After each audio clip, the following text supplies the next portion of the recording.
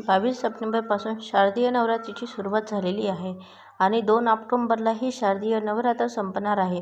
बघता बघता नवरात्रीचा हा सण सांगतेकडे वळत आहे. नवरात्रीचे 9 दिवस हे अत्यंत महत्त्वाचे आणि शुभ मानले जातात. नवरात्रीच्या पहिल्या दिवशी घरोघरी घटस्थापना केली जाते. देवी आपल्या घरात विराजमान होते आणि 9 दिवस आपण मनोभावे आपल्या कुलदेवीची उपासना करत असतो, घटाची पूजा करत असतो. देवी आईच्या 9 रूपांचे पूजन या नवरात्रीच्या 9 दिवसांमध्ये केली जाते आणि आता नवरात्रीचा सण हा सांगतेकडे वळत असून 2 ऑक्टोबरला हा नवरात्रीचा सण समाप्त होणार आहे आणि 30 सप्टेंबरला असणार आहे. नवरात्रातील दुर्गाष्टमी हा दिवस खूप महत्त्वाचा आहे असल्यामुळे याला महाअष्टमी असे म्हणतात.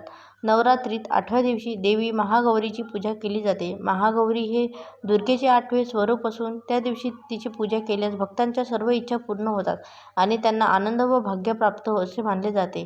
देवी महागौरी हे दुर्गेचे एक अत्यंत पवित्र आणि तेजस्वी रूप आहे.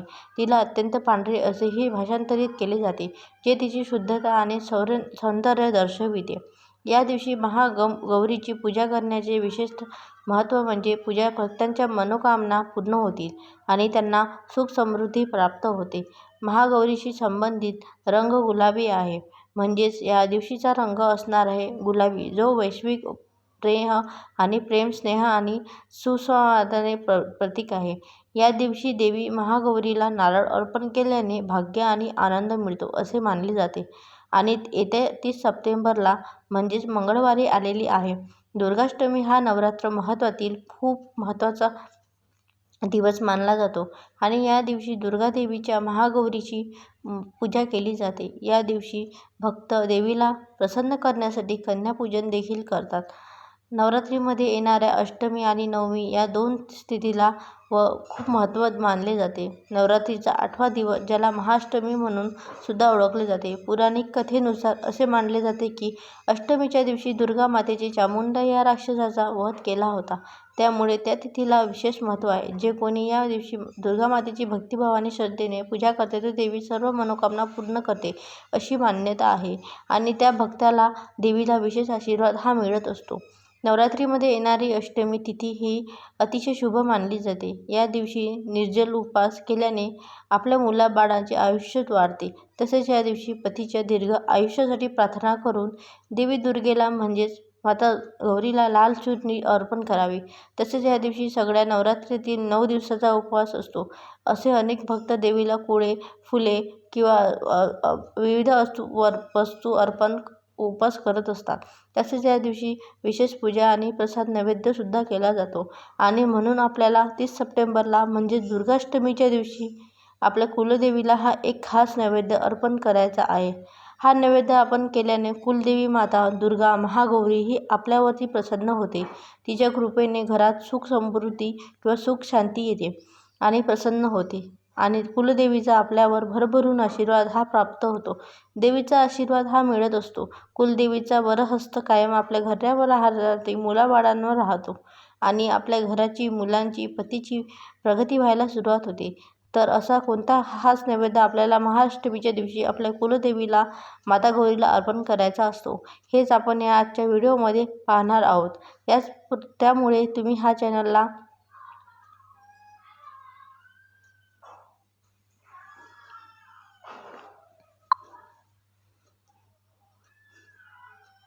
व्हिडिओ शेवटपर्यंत नक्की बघा. हेच पाहणार आहे आजच्या या व्हिडिओमध्ये आपण पाहणार आहोत, ज्यामुळे तुम्ही हा शेवटपर्यंत व्हिडिओ नक्की बघा. चॅनलवरती नवीन असेल तर चॅनलला सबस्क्राईब करा आणि व्हिडिओला एक लाईक करून कमेंटमध्ये जय महागौरी असे नक्की लिहा. हे नवरात्रीचे 9 दिवस खूप महत्त्वाचे मानले जातात, कारण या दिवसात आपली कुलदेवी आपल्या घरात आलेली असते.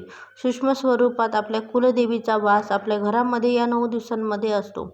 नवरात्रीचा हा सण साक्षात आणि घराण्याच्या कुलदेवीला माता जगदंबेला समर्पित असतो.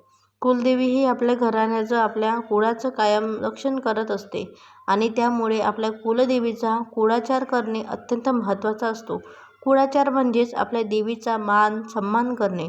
आपली कुलदेवी आपल्या मुलाबाळाचं, आपल्या घराण्याचं रक्षण करत असते. म्हणजेच आपल्या घराण्याचं सर्व नकारात्मक शक्तींपासून रक्षण करत असते. आपल्या जीवनात येणाऱ्या सर्व संकटांपासून आपल्या घरातील प्रत्येक व्यक्तीचं हे रक्षण करत असते. आणि म्हणून या नवरात्रीला आपल्या कुलदेवीचं आपल्याकडून कुलाचार हा झालाच पाहिजे. म्हणजेच आपल्या कुलदेवीची ओटी ही आपल्याकडून भरली गेली पाहिजे. ओटी भरणे हे अतिशय शुभ आणि अतिशय आवश्यक मानले जाते. म्हणून जर तुम्ही अजूनही आपल्या कुलदेवीची ओटी भरली नसेल तर दुर्गाष्टमीच्या दिवशी, महाअष्टमीच्या दिवशी कुलदेवीची ओटी नक्की भरा. ओटी भरल्याने देवीचं चैतन्य आपल्या घरात स्थिर होतं. कुटुंबात शांती आणि सौम्य आतं, नकारात्मक ऊर्जा नष्ट होतात. जर आपण अगदी मनोभावे नवरात्रीच्या दिवशी या दिवसांमध्ये कुलदेवीची सेवा उपासना जर केली असेल तर कुलदेवीचा आशीर्वाद सदैव आपल्या कुटुंबावरती राहतो. 30 सप्टेंबर मंगळवारी महाअष्टमी हा उपवास अत्यंत महत्त्वाचा दिवस असून या दिवशी आपल्या कुलदेवीचा हा एक खास नैवेद्य दाखवायचा आहे. आता यात सर्वांनी नवरात्रीचे झालेले 7 दिवस कुलदेवीला नैवेद्य हा अर्पण केला असले तरीही आपल्याला देवीला अत्यंत आवडणारा नैवेद्य आवर्जून अर्पण करायचा आहे. मग काही जणांना घरामध्ये घटस्थापनेची केलेली असेल किंवा नसेल तरीही आपल्याला हा नैवेद्य जो आहे तो आपल्या कुलदेवीला अर्पण करायचा आहे. आपल्या प्रत्येकाच्या घरामध्ये आपल्या कुलदेवीला टाक किंवा फोटो किंवा मूर्ती असेलच तर तिथे तुम्ही हा नैवेद्य अर्पण करू शकता. आता आपल्याला दुर्गाष्टमीच्या दिवशी आणखीन एक महत्त्वाचं काम करायचं आहे आणि ते म्हणजे कुकुमार्चन करून तिथे हा नैवेद्य दाखवायचा आहे. त्याचबरोबर तुमच्या घरामध्ये श्रीयंत्र असेल तर त्या श्रीयंत्रावरती महाअष्टमीला कुकुमार्चन करायचं आहे किंवा तुम्ही तुमच्या घरामध्ये कुलदेवीचा टाका किंवा टाकावरती कुकुमार्चन करू शकता. महाअष्टमी हा नवरात्रातील सर्वात महत्त्वाचा सण आहे. या दिवशी तुम्ही कुकुमार्चनची सेवा अजिबात चुकवू नका.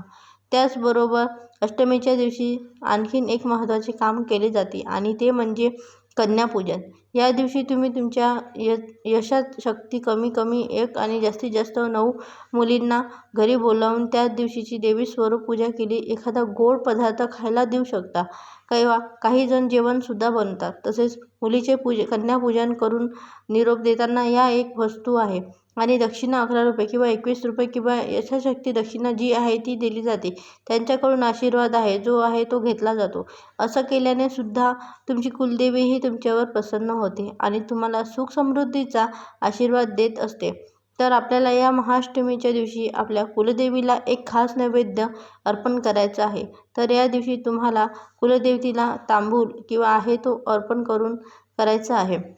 तांबूल तुम्हाला जिथे पान शॉप आहे त्यामुळे ठिकाणी त्या जाऊन तुम्हाला देवीसाठी तांबूल बनवून मागितले तर ते तिथे दिले जाते. आता तांबूल म्हणजे बऱ्याच जणांना प्रश्न पडतो हे नक्की काय असतं? तर तांबूल म्हणजे विड्याचं पान असतं. त्या पानावर काच, सुपारी, वेलदोडे, बडीशेप, कुलदड आणि अशा अनेक वस्तू हा विडा तयार केला जातो. यालाच तांबूल असे म्हणतात. आता पान शॉपच्या ठिकाणी महिलांसाठी, लहान मुलांसाठी विड्याचे पान जे बनवलं जातं त्यामध्ये तंबाखूचा वापर हा केलेला नसेल तर कशाच प्रकारचं विड्याचे पान जे तांबूल हा देवीसाठी तांबूल असल्याचा आपल्या कुलदेवीला नैवेद्य म्हणून ठेवायचा आहे. आता आपल्या अष्टमीच्या दिवशी सकाळपासून ते संध्याकाळपर्यंत केव्हा तुम्हाला वेळ भेटेल तेव्हा तुम्ही तांबूल म्हणून अर्पण करू शकता. आता हे तांबूल अर्पण केल्यानंतर संध्याकाळी तुम्हाला हा तांबूल उचलून घ्यायचा आहे आणि घरातील सर्वांनी प्रसाद म्हणून हे खायचं आहे.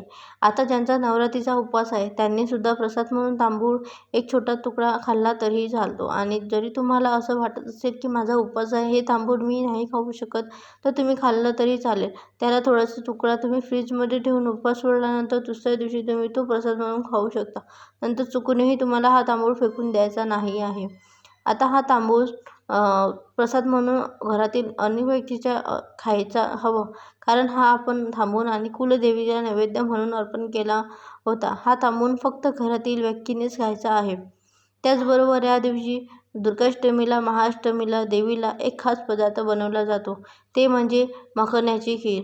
देवी मखाण्याची खीर ही अत्यंत प्रिय आहे. जर तुम्ही नवरात्रीच्या बाकीच्या दिवसांमध्ये काही सेवा केल्या नसतील की चुकून काही नैवेद्य अर्पण करायचा राहिला देखील असेल या दिवशी मात्र आवर्जून तुम्ही मखाण्याची खीर तयार करून देऊ नैवेद्य दाखवू शकता. जो अर्पण करायचा आहे. त्यामुळे देवी अत्यंत प्रसन्न होते आणि सुख समृद्धीला आशीर्वाद हा देत असते. आणि ही मखाण्याची खीर देवीला अर्पण करून केल्यानंतर घरातील सर्वांनी प्रसाद म्हणून ग्रहण करायचा आहे.